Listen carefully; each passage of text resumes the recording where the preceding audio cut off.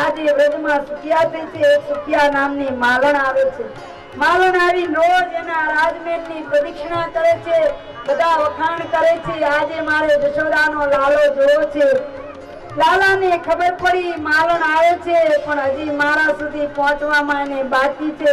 માલણ રોજ રાજમહેલની પ્રદક્ષિણા કરી અને ફળ લઈને આવે છે. મોટેથી બૂમ પાડે છે, ફળ લો, ફળ લો. લાલો બહાર આવતો નથી.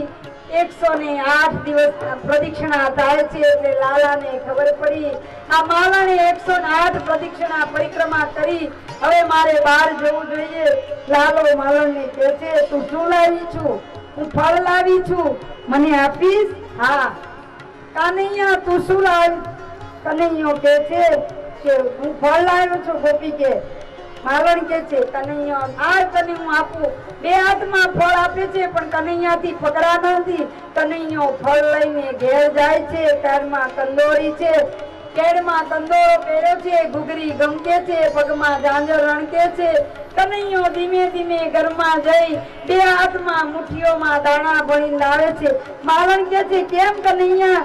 હું તો તારા માટે ફળ લાવી છું. મારી માએ શીખવાડ્યું છે કે કોઈનું મફતનું લઈશ નહીં, એટલે મારે કોઈનું મફતનું લેવાય નહીં. માટે તને આ અનાજ આપું છું. નાની નાની મુઠ્ઠીઓ ટોપલીમાં નાખી ઢાંકી સુખિયા માલણ ઘેર ગઈ. કોઈનો ભાર ન રાખે મોરારી, આપે વ્યાજ સહિત ગીરધારી. કોઈનો ભાર ન રાખે મોરારી, આપે વ્યાજ સહિત ગીરધારી. ભગવાને આજે માલણને ન્યાલ કરી દીધી છે.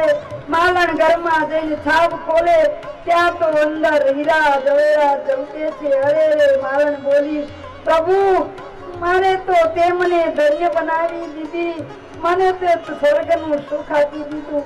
ફળ માલણ કનૈયો કહે છે, હું માલણ કહે છે કે હું રોજ આવતી હતી, કનૈયા તું કેમ દેખાતો નહોતો?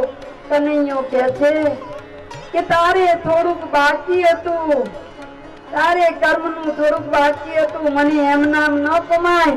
તે મારા રાજમહેલની 108 પરિક્રમા કરીને ત્યારે હું તને મળ્યો. કનૈયા હું તને રોજ જોવા આવીશ, મને રોજ દર્શન આપજે. કનૈયો કહે છે સારું. આ બાજુ માલણ રોજ આવે છે, દેહભાન ભૂલી ગઈ છે. અરે રે પરમાત્મા રે બ્રહ્મ સદન બંધાઈ ગયો. હું એક દરિદ્ર હતી, ભગવાને મને કેટલું બધું દ્રવ્ય આપી દીધું.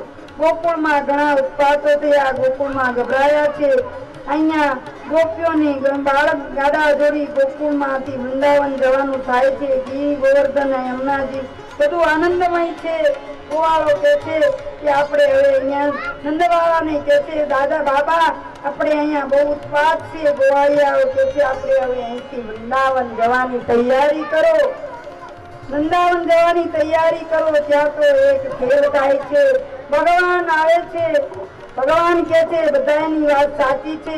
આપણે ગાયો ચરાવવા જઈએ છીએ, આપણે ગાયો ચરાવવા જઈએ ને એટલે નાના નાના વાછડાને દૂર દૂર લઈ જાય. તેમની માતાને ન ગમે. વાછડા ચરીને નંદના ગોવાળિયા જ્યાં વસે ત્યાં ગોકુળ વૃંદાવન અર્થમાં ગોકુળ કહેવાય છે. વ્રત પાલન કરતા કરતા શ્યામ અને રામ ગોપ બાળકો સાથે જાત જાતની રમતો રમે છે. ભમરડા રમે છે, ચકરડી રમે છે, ગીલી દંડાના ખેલ ખેલે છે. આજે વૃંદાવનમાં વનમાં અસુરો દિવસ કૃષ્ણ બલરામ વાછડા ચરાવવા ગયા છે. રેણુકાસુર આવ્યો છે, એક દૈત છે, વાછડાને પકડે છે.